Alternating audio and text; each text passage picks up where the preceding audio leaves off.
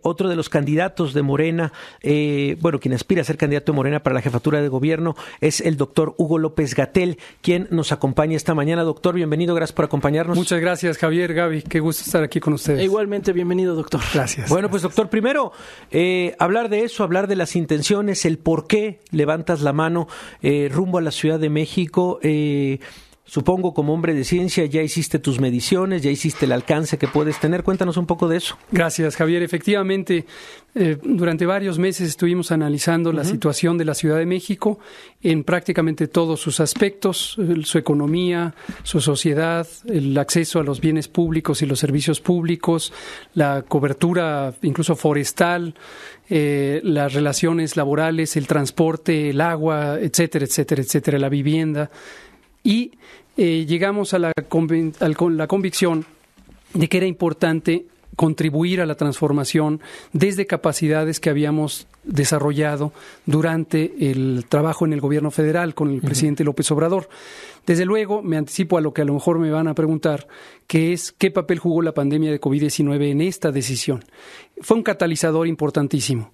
Mi trabajo al frente de la coordinación de la respuesta a la pandemia de COVID-19, al lado del presidente López Obrador, me permitió tener una exposición directa y un involucramiento directo con prácticamente todos los sectores, no solo de la administración pública, sino de la vida pública. Con el tema de las fronteras, el tema de la economía, el tema de la cultura, la educación, desde luego el empleo, las decisiones que tuvimos que tomar para cerrar temporalmente algunas empresas y cuáles se ponían como prioridad o como indispensables de mantenerse abiertas. Muchísimos de estos elementos, el abastecimiento de alimentos, etcétera. Entonces, cuando uno piensa en la transformación, desde luego hay un papel que le toca al gobierno nacional, al gobierno federal, que son las macropolíticas públicas y las decisiones que le competen a ese nivel. Pero aterrizar la transformación a la vida cotidiana de los ciudadanas y ciudadanos también es otro reto importante. Yo considero que el gobierno de la doctora Sheinbaum fue muy positivo, hizo un trabajo espléndido, sobre todo en el campo de redistribuir la oportunidad, la riqueza, los servicios sociales, los servicios públicos que lleguen a más gente, hacer una reorganización del territorio, pero hay pendientes en temas como vivienda, como acceso a agua, como acceso a espacios de movilidad y espacios de recreación y salud. Y ya ya en su momento, porque sabemos que además hay que respetar también los tiempos electorales, en su momento, por supuesto, se podrá hablar mucho más a fondo, aunque ahorita tenemos preguntas sobre propuestas. Pero, a ver, doctor, ¿cómo pasar de, digamos, el funcionario que ha sido hasta hace poco, en diferentes momentos también de administraciones también diversas, a ser gobernante? Porque sí hay una diferencia importante.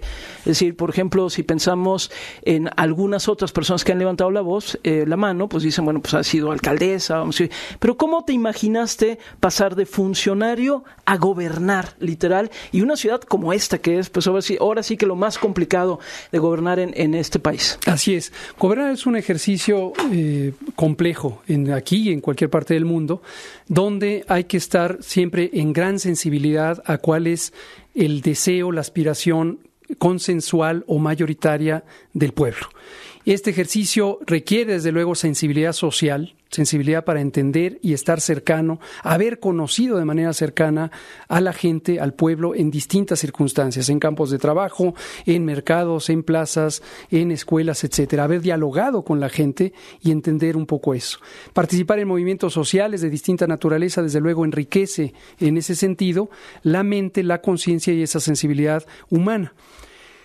El acto propio de gobierno, además de ese aspecto que es neta y esencialmente político, requiere la habilidad de construir consensos, de entender la pluralidad social en todos sus aspectos, económica, social, política, y poder dialogar de manera abierta para entender cómo las necesidades de distintos grupos sociales pueden converger si se alinean apropiadamente y si se trabaja pensando en el interés colectivo. Y hay otra parte importantísima que es la gestión pública propiamente dicha, como un acto político-administrativo, en donde también hay que tener fundamentos sólidos, justo como lo decía Javier hace rato, científicos, técnicos, en la práctica de la administración del propio gobierno, en la definición de políticas públicas y en el asegurar que esas políticas públicas sean viables, sean realistas y estén, desde luego, cimentadas en las convicciones generales. Sí. Estamos hablando con el doctor Hugo López-Gatell. Lo decías muy claro.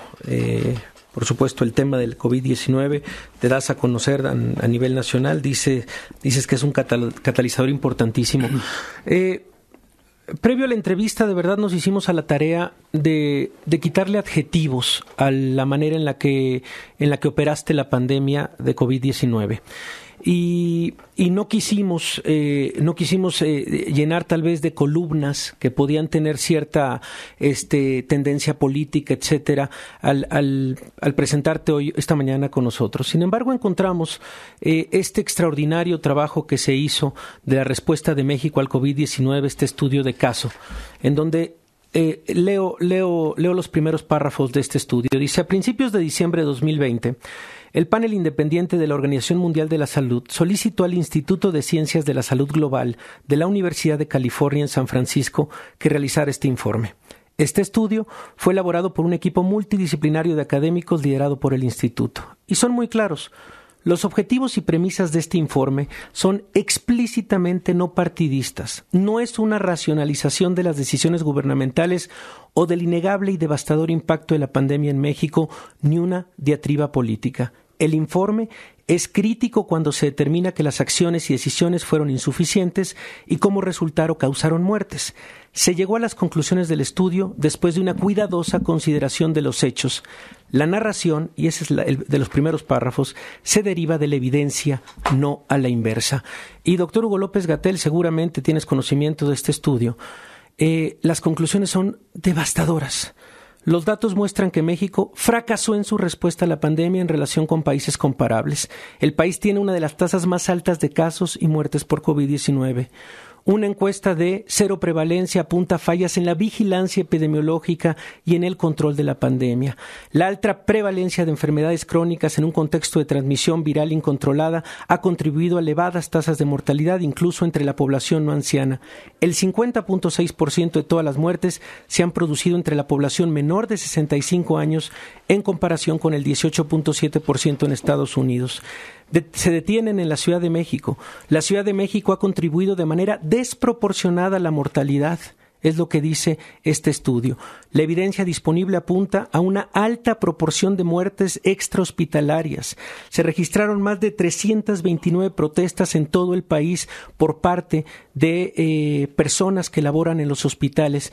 Estas son parte de las conclusiones en donde, por lo menos desde un estudio serio, desde la Universidad de California en San Francisco, de las Ciencias de la Salud Global de la Universidad, hacen un equilibrio verdaderamente brutal de la decisión de México y particularmente las decisiones de gobierno frente a la pandemia. ¿Qué decir sobre esto, doctor? Gracias, querido Javier. Con todo respeto, si estuvieras en un examen de grado, te habrían reprobado. Diste muchos detalles de lo que lees en el estudio, pero omites la fuente. Y hablas de objetividad sin sustentarla. No, la fuente... Te lo digo, sí, yo lo conozco, se lo digo al público. La fuente, este estudio lo coordinó la Universidad de California y el sujeto que lo coordinó es nada menos ni nada más que Jaime Sepúlveda Amor, un médico salubrista connotado en sus capacidades técnicas, pero profundamente sesgado políticamente. Para que se sepa, fue subsecretario durante el gobierno de Carlos Salinas de Gortari. Viene de una familia de funcionarios priistas muy conocida y también lo comisionó ese panel independiente que llamas de la OMS. Es un panel en donde participaba el expresidente Ernesto Zedillo Ponce de León. Entonces, ahí es donde llegamos al punto. Entre otros más, ¿no? Sara Galegui, estudiante doctorado en Salud Global, también por ayudantes, acá está, desde luego. No son autores. Mariano Sánchez Talanquer también, si me permites, que trabaja en Harvard Academy for International Studies. No, es que, a ver, No, es que me preguntaste algo y no me estás dando espacio para adelante, doctor. Me dijiste, ¿qué opinas de esto? Con mucho gusto. Entonces tiene una carga política lo que dices. En fenómenos tan conmocionantes como una pandemia o cualquier otra situación extrema que vive la humanidad, es obvio que nadie se desprende de su identidad política y casi siempre quienes dicen que son apolíticos tienen una postura política.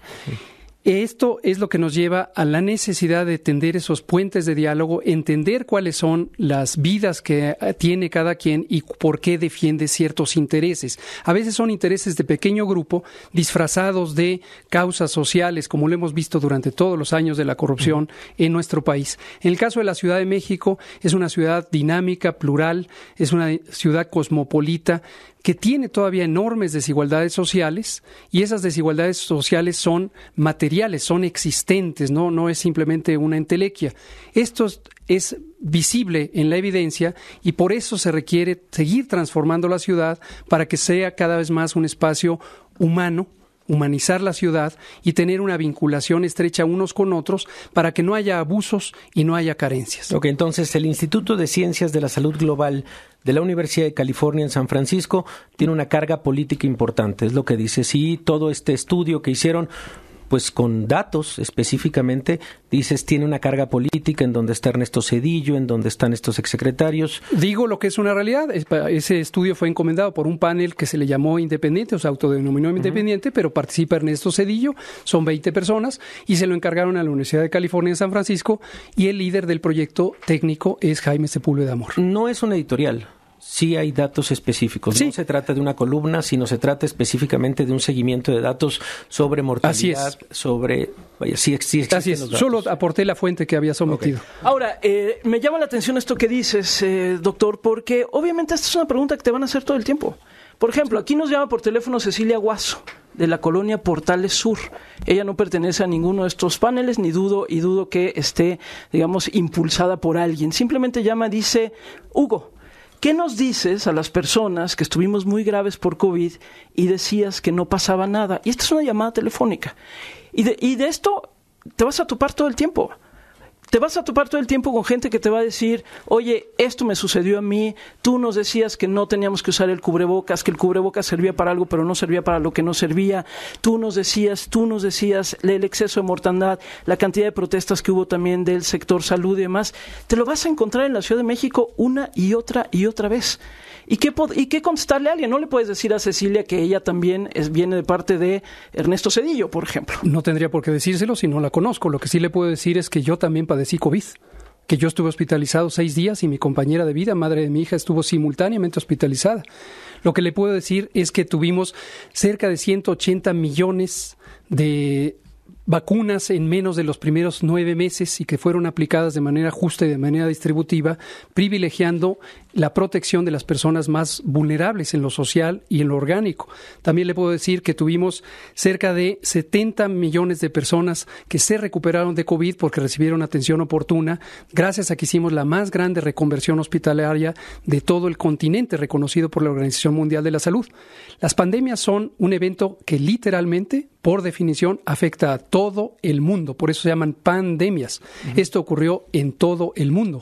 Es un agente biológico externo, el virus SARS-CoV-2, que lo que hizo fue afectar a una población con enorme desigualdad social, con un sistema de salud totalmente devastado, precisamente por los personajes que acabamos de mencionar, y también por un estado de salud deteriorado, porque el modelo de alimentación de México, igual que de la mayoría del mundo, está hoy dominado por los productos chatarra que han deteriorado eso. Y eso lo dijiste a lo largo de la pandemia una y otra vez. Y sí, evidentemente, en la medida en que hay evidencia científica de ello. Las condiciones son las que tenemos. Pero, insisto, ahorita estás en otro momento. En donde la ciudad. Lo que estás queriendo buscar es el voto. Digamos, bueno, primero llegar a ser candidato, y si llegaras a ser candidato, pues obviamente el voto de la ciudad.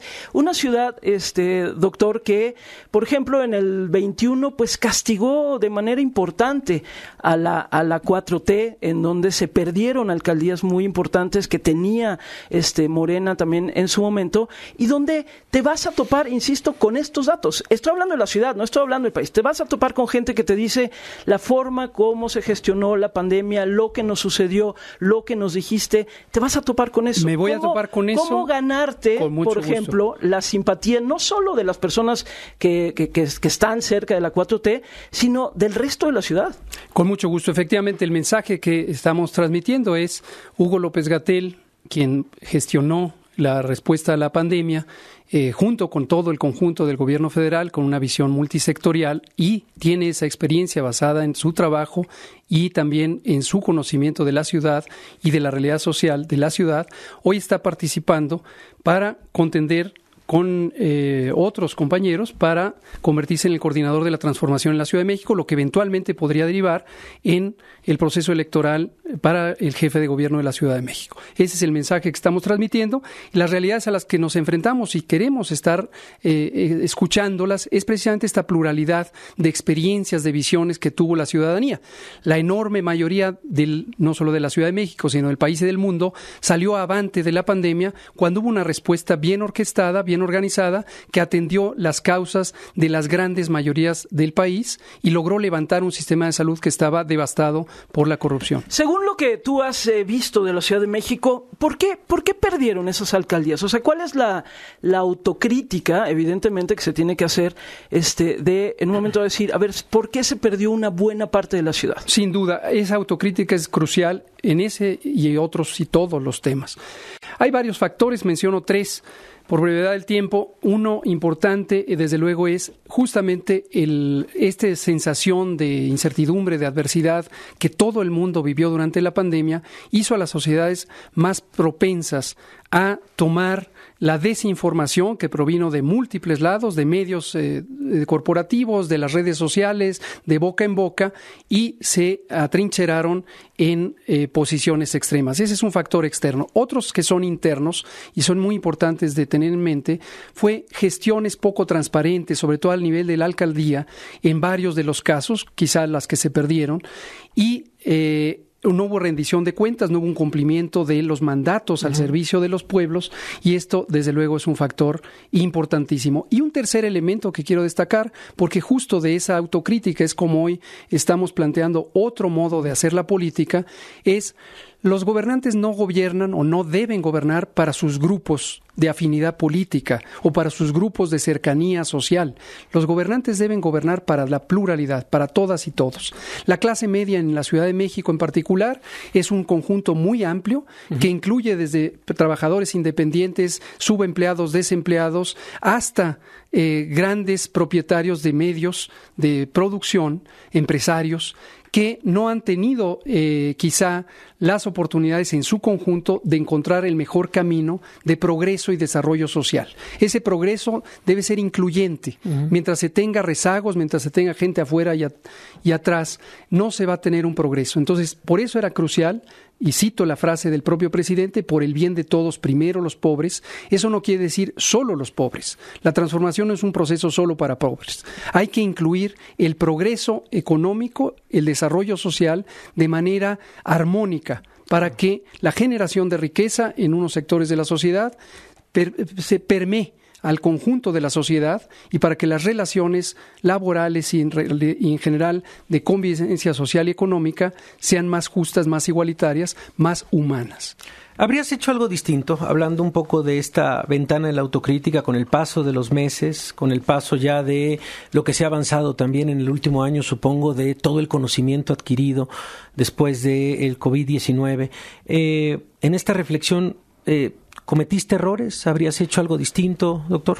En cada paso de la vida se aprende, en lo individual y en lo colectivo, en la sociedad y en el gobierno.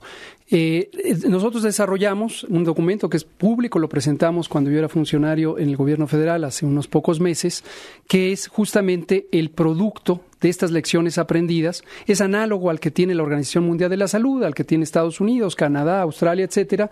Ese es un trabajo técnico que siempre debe hacerse, las lecciones aprendidas de una pandemia y cómo debe proyectarse la preparación para una posible pandemia en el futuro. Hay elementos cruciales que tienen que ver con el desarrollo de una capacidad productiva del país de insumos para la salud. Dicho sea de paso, estos insumos, medicinas, materiales de curación, equipos, etcétera, fueron uno de los blancos principales de la corrupción, donde teníamos estas 4 empresas que concentraban todos los 110 mil millones de pesos anuales de la distribución y comercialización de medicamentos. Es un elemento, por supuesto, hay elementos de estímulo a la innovación científica, a la traducción de ese conocimiento en plataformas públicas que puedan ser accesibles pronto. Y es el tipo de lecciones aprendidas que técnicamente hay que fundamentar y presentar públicamente para que sean revisadas al escrutinio público. Sí. En las encuestas, por lo menos las que han salido hasta ahorita, estás bastante abajo todavía, digamos, en las encuestas de la parte de los que han levantado la mano por Morena. Y se ha dicho con alguna frecuencia que tú estás entrando a esto para, si en tal caso no quedas como gobernante, poder brincar tal vez al Poder Legislativo, porque lo que buscarías es fuero. Y me lo están diciendo varias personas, pregúntales si lo que quiere es fuero. ¿Qué les contestas? Me lo han preguntado muchas veces y se dicen muchas cosas. Las encuestas cambian rápidamente. Está esta idea de que caballo que alcanza gana, me dijeron el otro día en una conferencia de prensa. Lo que vimos es un fenómeno muy interesante, que al principio suponíamos que iba a ocurrir, pero después ya lo constatamos tanto numéricamente como vivencialmente en las expresiones de la gente.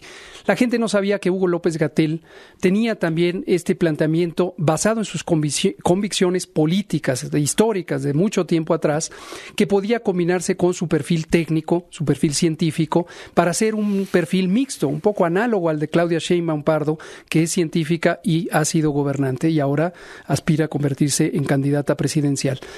Este tipo de situación, cuando la gente no conoce que hay una persona que pudiera participar o que desea participar, les lleva a inhibirse y no considerarlo como una opción en las encuestas. En cuanto di a conocer esto, en cuanto explicamos cuáles son nuestras motivaciones y lo que consideramos de nuestra perspectiva de la transformación en la Ciudad de México, empezó a subir la apreciación y lo iremos viendo en las encuestas, seguramente con un cambio muy rápido, en donde iremos creciendo en las preferencias. Es decir, sí, bueno, digamos que vas creciendo en las preferencias, no, pero si no quedas, ¿quisieras irte al legislativo? Si no quedo, seguiré comprometido con la transformación. Esto lo platiqué detalladamente con el presidente en múltiples ocasiones, lo platiqué con la doctora Claudia Sheinbaum en múltiples ocasiones, también desde luego como un elemento fundamental antes de proponerme y antes de hacerlo público. Mi posición sigue siendo la misma, yo estoy a disposición de la transformación, no tengo por qué estar pre-identificando dónde debo o quiero estar. El movimiento es un movimiento amplio y uno participa con la convicción de que la transformación sea una fuerza de justicia social y de humanizar la ciudad y eventualmente todo el país en el sitio en donde uno pueda ser más contribuyente. ¿Pensarías eso? ¿Pensarías, por ejemplo, dar el paso a la Secretaría de Salud si llegara a ganar Claudia Sheinbaum? Claudia lo que me dijo es, y es exactamente la visión que tengo, me dijo, si tú ganas la encuesta, cosa que puede ocurrir, me dará mucho gusto que trabajemos juntos. Si tú no ganas la encuesta, seguirás cerca de la transformación en la medida en que estás identificado con ella. Y las precisiones de dónde, cómo, cuándo, dependerán de lo que necesite el movimiento, no de lo que necesite el aspirante Hugo López-Gatell en este momento. Nos llama por acá, por ejemplo, Marisol Fernández y dice, ¿qué pasó, por ejemplo, con el desabasto de medicinas? Dice, eso también es culpa de Zedillo y Salinas.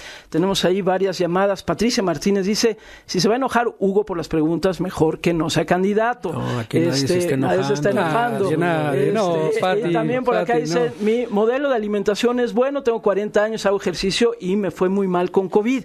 Insisto, te van a llegar mucho tipo de preguntas. Claro, que lleguen. El tema de la vacunación infantil y demás, pues porque fuiste también has sido la cara más visible de esto. Respondí durante 451 conferencias de prensa de 7 a 8 de la noche múltiples preguntas. ¿Por qué me habría de enojar? Qué bueno que lleguen las preguntas, qué bueno que la gente opine de manera diversa. Hay quien pudiera pensar, por ejemplo, la primera que está diciendo si es culpa de Zedillo o Salinas. Yo no lo sé, porque no conozco esta traza. Lo que sí sabemos es que hay varios políticos, en particular del gobierno anterior, que directamente son accionistas de estas 4 empresas que secuestraron la comercialización de medicamentos. Eso sí se sabe. Entonces, hay cosas que se saben, hay cosas que no se saben. Donde no se sabe no hay que especular. Donde se tiene evidencia hay que presentarla. Y donde hay opiniones o posiciones discrepantes hay que conversar. ¿Por qué nos habríamos de enojar? ¿No tiene sentido? Sí, en algún momento hiciste una declaración que, sobre todo, circuló en distintos medios, sobre esto del desabasto de medicinas, particularmente de medicamentos oncológicos, ¿te acuerdas? Para niños, sí, específicamente. Sí. Y se hablaba de una acción concertada desde la derecha, desde grupos conservadores que están atrás de estas asociaciones de padres, etcétera. ¿Mantienes esa declaración, doctor? Indudablemente. Hay grupos, o sea, hay pequeños grupos. ¿No hay familias que están pidiendo abasto de medicamentos para sus hijos? Con mucho gusto, como he dicho varias veces, con mucho gusto lo vuelvo a explicar. Trataré de ser breve.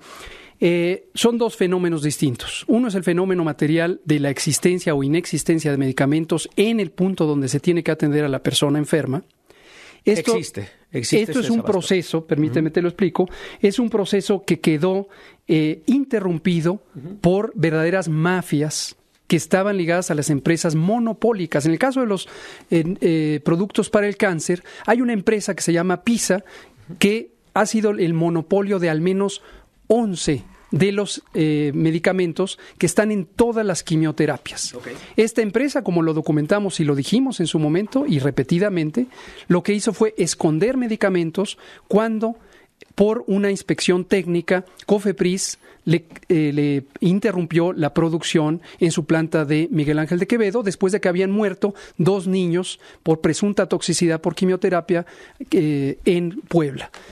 Y lo mismo hizo, por cierto, Psicofarma, meses después, de manera más reciente. Entonces, estos tipos de prácticas de sabotaje en respuesta a la acción de las obligaciones de la autoridad sanitaria no son extrañas. El otro fenómeno es cómo la protesta social es aprovechada por grupos de interés, precisamente protectores de estos mafias, y entonces una necesidad legítima de la persona que tiene una niño con cáncer, lo cual es absolutamente legítimo, sí, entendible, es utilizada por personas que arman una protesta articulada para decir abran la planta de esta compañía o abran la planta de esta otra. Ese es el fenómeno que describí en aquella ocasión y es el fenómeno que conocemos. Estos dos fenómenos, ok. Porque... Sí. No, es que la mayoría de los radioescuchas, justamente mientras estabas hablando, justamente hablaban de esto. A ver, sí hay una protesta social, sí hay una petición legítima por parte de varias asociaciones de padres que nos están escribiendo, y bueno, el uso de esto por parte de ciertos grupos políticos, pues seguramente ha existido no solo en este sexenio. Toda la vida. El oportunismo político y empresarial ha existido toda la vida. Pero que existe una protesta legítima por el desabasto, esa sí existe. Cualquier fenómeno social va a ser explotado por el oportunismo político. Lo importante es que el pueblo, la gente, la sociedad exprese sus planteamientos, siempre tenga el derecho de expresarse, la libertad de expresión es fundamental y desde luego que exista la sensibilidad en los gobiernos, como la tuvimos para dialogar. Se instaló una mesa de trabajo que sigue hasta la fecha, llevamos más de 3 años o 2 años desde que empezó esa inquietud y ese diálogo ha existido de manera permanente con las personas reales, quienes pueden tener una necesidad y desde luego estos oportunismos pues quedan descartados por sí mismos. Y cuando se te presenten, otra vez, porque vuelvo a decir, lo que vas a querer es el voto de la gente, cuando se te presenten algunos y te digan, oye, yo me movilicé porque mi hija no tuvo los medicamentos para el cáncer, o mi hijo no tuvo los medicamentos para el cáncer, y a mí nadie me está pagando, ni la derecha, ni nadie me está moviendo, ni somos papás golpistas. Vuelvo a decir, doctor, tu cambio en el discurso para quien en algún momento dado tú quieres que voten por ti, ¿qué les vas a decir? Porque si se te presentan los padres de familia y te dicen, oye, es que yo no tuve los medicamentos oncológicos para mi hijo o para mi hija. Y la respuesta es, pero es que los movilizó la derecha, se aprovechó políticamente. ¿Cómo se va a poder dar ese cambio? Sí, gracias Gaby por la pregunta, pero discúlpame por discrepar de ti. No hay que dar ningún cambio. Quizá parte de mi no ser político convencional está en que yo tengo una sola cara, no 2, 5, 7 o la cara a modo. Yo no estoy pensando en hacer ningún cambio. Hugo López-Gatell, hoy aspirante a coordinar la transformación en la Ciudad de México, es el mismo Hugo López-Gatell que desde los 15 años ha estado en actividades sociales, en campañas de alfabetización, en el movimiento estudiantil. Soy el mismo, no hay que cambiar nada. Pero entonces, si se te presenta una persona así, ¿le vas a decir de frente, te mueve la derecha? Si se me presenta una persona con una inquietud legítima, esta o cualquier otra, le diré lo mismo que le he dicho a toda persona que se me ha presentado. Ya les estoy hablando de una mesa de trabajo con las personas reales, padres y madres de familia, que en su momento en cada uno de los hospitales donde sufrieron este problema de desabasto, a veces por sabotaje local, muchas veces por este sabotaje orquestado, no tenían el medicamento. Quizá recordarán, eso ya tiene muchos años, fue en 2019, al inicio del sexenio, que acompañé a la entonces oficial mayor de Hacienda, Raquel Buenrostro, hoy secretaria de Economía, a recibir un embarque de los medicamentos oncológicos en el hangar de la Marina, precisamente para romper ese sabotaje. Yo soy el mismo siempre y a quien me plantee una inquietud, aunque sea crítica, aunque sea con enojo, le voy a escuchar con enorme respeto. ¿Ya tienes lema de campaña? Humanizar la ciudad. Esa es. Esta idea de humanizar la ciudad precisamente es esto. Un ser humano es ser humano si conecta con la sensibilidad del sufrimiento de todo otro ser humano, independientemente de todo el armado de posturas, intereses, perspectivas, afiliaciones. Humanizar la ciudad es incluir a todo mundo en sus necesidades y atenderlas satisfactoriamente. Y has usado la palabra unidad también. Has dicho, También. ¿a qué te refieres? ¿Quién está dividido? Me refiero a dos cosas. Una, ha permeado una idea, yo creo que hasta cierto punto fabricada, aunque con un sustento de realidad, de que la sociedad mexicana se polarizó a partir de la transformación. Y da la impresión de que es como una naranja que se divide a la mitad o una pelota que se divide a la mitad. No hay tal cosa. Tenemos una enorme mayoría de personas que tienen aspiraciones de transformar para quitar la corrupción, etcétera, y están lidiando contra pequeños grupos de interés que siguen saboteando este proceso de transformación basado en la aspiración del pueblo. El otro elemento de unidad, desde luego, es interno. En el movimiento de regeneración nacional, me refiero al movimiento, no al partido político, hay también distintas expresiones y distintas visiones que no pueden ser sometidas a visiones únicas, pensamiento único, los aparatos corporativos de la política tradicional. Esas personas tienen que ser integradas en una manera plural y amplia. Eso incluye una amplia clase media en donde hay de todas las condiciones sociales y económicas que forman la mayoría del pueblo de México. Bueno, pues aquí está, y ya lo hemos dicho, vamos a hablar con los que han levantado la mano, en este caso la Ciudad de México, y luego también, por supuesto, iremos a recorrer los estados de la República. Gracias, doctor, por haberme Muchas gracias, Gaby. Gracias por acompañarnos esta mañana. Cuídense mucho. Muchas gracias. Igualmente es el doctor Hugo López-Gatell.